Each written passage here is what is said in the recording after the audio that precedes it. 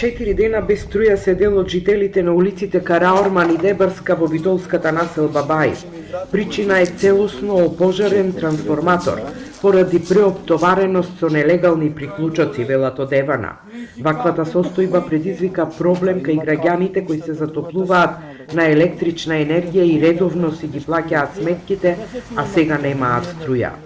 Масно што нема каде, масно без струја. Можело, на сонце се грееме.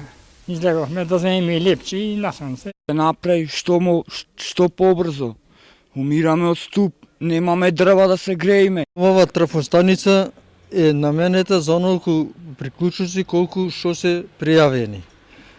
Тие непријавените приклучоци мислам со тие приклучоци непријавените се дојдува до нешто оптеретување на таа трафостаница. Затоа таа трафостаница не може да издржи и дојде до запалување. Дел од корисниците, електродистрибуција сукцесивно ги префрла на друго напојување, а нов трансформатор на истото место не може да се постави, поради дивоградби и тесни улици, со што целосно е блокиран пристапот до изгорената трафостаница.